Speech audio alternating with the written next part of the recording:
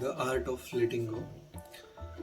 ह्या पुस्तकाचा सगळ्यात बेस्ट पार्ट हा आहे की हे तुम्हाला गोष्टी सोडून देण्यासाठीचं नाही शिकवत, हे शिकवतं और एक्सप्लेन करतं एक प्रॅक्टिकल वे, ज्यामध्ये तुम्ही ज्याही गोष्टी तुम्हाला हर्ट करतायत और ज्याही गोष्टी तुम्हाला इरिटेट करतायत, खूप प्रॉब्लेम क्रिएट करतायत तुमच्या माइंडमध्ये, त्यांच्यासोबत डील कसं करायचं. अँड आय थिंक हे एक आर्ट आहे. आणि खरंच जेही लोक ह्या सगळ्या टाईममधून जात आहेत और त्यांना जी माइंडमध्ये सुरू असलेली क्लटर लक्षात येते आणि त्याच्यामुळं खूप नुकसान होतं आहे, आपण फोकस करू नाही शकत आहोत. आणि ह्या सगळ्यांसोबत डील करण्यासाठीचा प्रॅक्टिकल वे आपल्याला माहिती नाही आहे. सो ते सगळ्यांनी हे पुस्तक वाचलं पाहिजे डेफिनेटली, 1000%.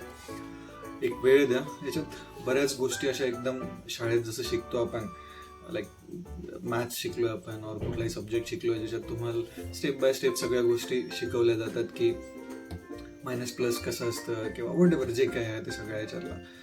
इथं तुम्हाला त्याच गोष्टी त्या सिक्वेन्समध्ये की तुमच्या इमोशन्स तुम्ही आधी समजून घेतायत, त्याच्यानंतर मग तुम्ही त्याच्यावर ॲक्ट कसं करणार आहात, मग याच्यामागं फिलॉसॉफी कुठली काम करते, हे सायकोलॉजिकली कसं इम्पॅक्टिंग आहे, तुमचं ब्रेन किती इम्पॉर्टंट फॅक्टर आहे ह्या सगळ्या सिस्टीममध्ये, तो काय विचार करतो, ओव्हर थिंकिंगचा पार्ट झाला, ह्या सगळ्या गोष्टी खूप प्रिसाइजली आणि खूप एकदम मोजक्या शब्दात ऑथरने याच्यात लिहून ठेवलेलं आहे याच्यातलं.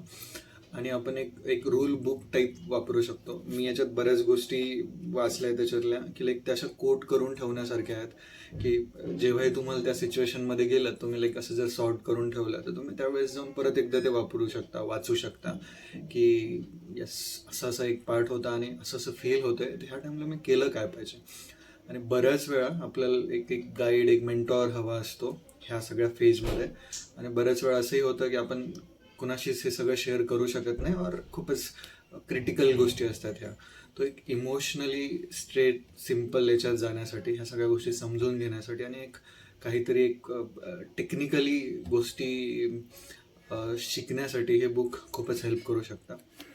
सो रिकमेंड करतोय मी की नक्की वाचा याच्यात. आणि स्पेशली तुम्ही जर काहीतरी भारी बिल्ड करत असाल त्या टाईममध्ये हे सगळे अपडाऊन्स येत राहतील, पुस्तकांची हेल्प घेतलेली बरी असते.